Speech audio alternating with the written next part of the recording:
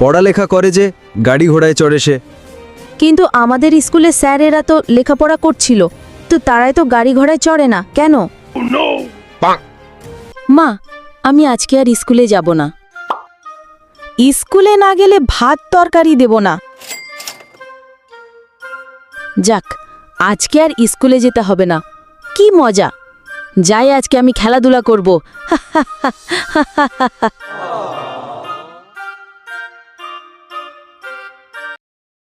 এই ছেলে, তুমি এখানে কি করতেছ?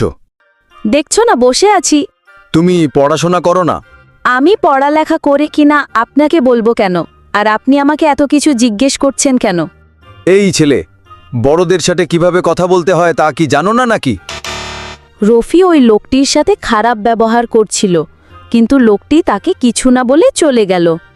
আজকালকার ছেলে মেয়েদের সাথে কিছু কথাই বলা যায় না, শুধু রাগ করে, বড়দেরকে কিভাবে সম্মান করে না। কি একটা অবস্থা!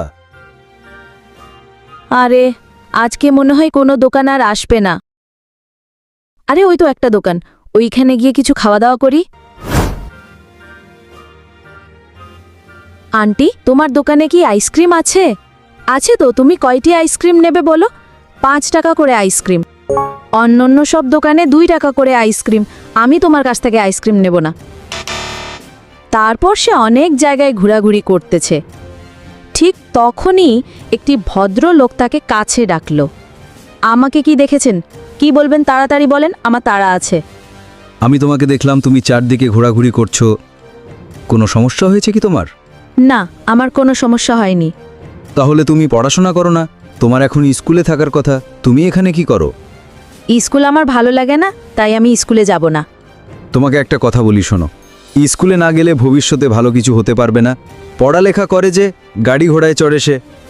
কিন্তু আমাদের স্কুলে স্যারেরা তো লেখাপড়া করছিল, তো তারাই তো গাড়ি ঘোড়ায় চড়ে না কেন? শোনো, আজকে হয়তো লেখাপড়া করতে খারাপ লাগে, কিন্তু যখন বড় হবে তখন বুঝতে পারবে কেন লেখাপড়া করালাম না। মা, আমার খিদে পেয়েছে, আমাকে খেতে দাও। তুমি তো আজকে স্কুলে যাওনি, তাই তোমার খাওয়া দাওয়া বন্ধ আজকে। সে কি, তাহলে আমি বেঁচে থাকবো কিভাবে? শোনা, তোমাকে একটা কথা বলি। বাইরে গেলে অনেক লোক দেখতে পারবে, রোদে আইসক্রিম বিক্রি করে। কেন আইসক্রিম বিক্রি করে? তারা তো চাকরি করতে পারত। তারা আইসক্রিম বিক্রি করে, আমরা খাই।